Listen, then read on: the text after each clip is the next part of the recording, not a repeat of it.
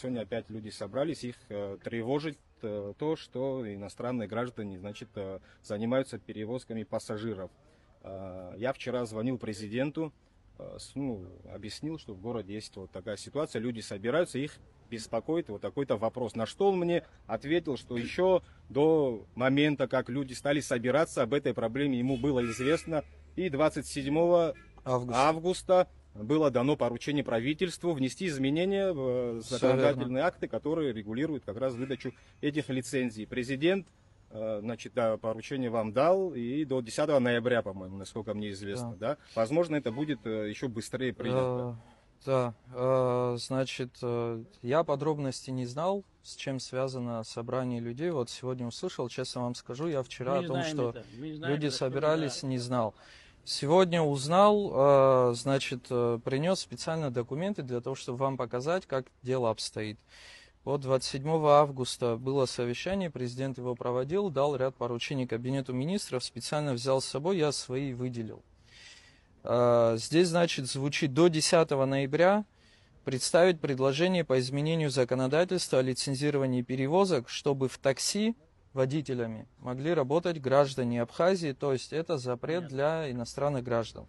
Это поручение, которое давал президент. В развитии, для того, чтобы проконтролировать это все, премьер-министр издает свое распоряжение. Здесь еще больше сужает сроки. Мне премьер-министр дал поручение до 10 октября, чтобы проект о внесении изменений был уже представлен ему. С 27 августа мои люди, хотя я в это время в Сирии находился, сразу дали поручение. Наши сотрудники уже занимаются, у нас почти готов проект, там надо внести изменения в закон, внести изменения в постановление. Мы эту работу почти закончили. На следующей неделе мы уже отправляем этот документ. Не буду вас грузить подробностями техническими. Пока он пройдет согласование по органам и все остальное, вот поручение премьер-министра до 10 октября этот документ уже будет у премьер-министра.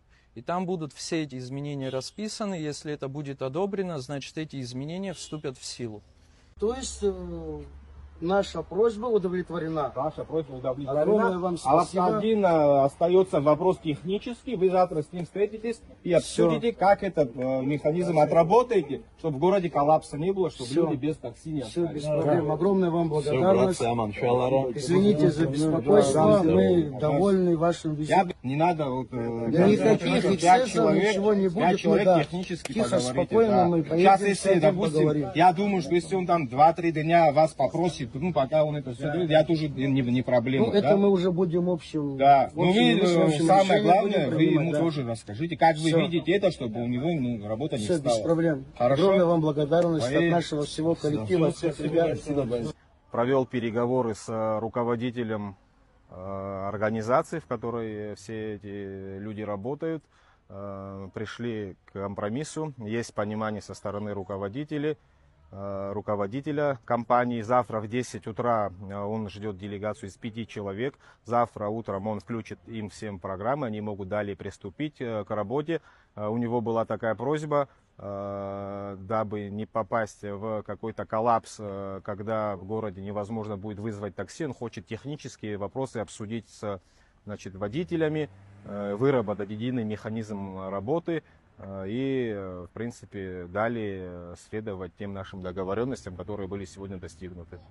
Рассказал о наших переговорах собравшимся людям, всех результат устроил, сегодня все расходятся, завтра впятером они будут встречаться с руководителем, как говорил ранее, выработать механизм дальнейшей работы.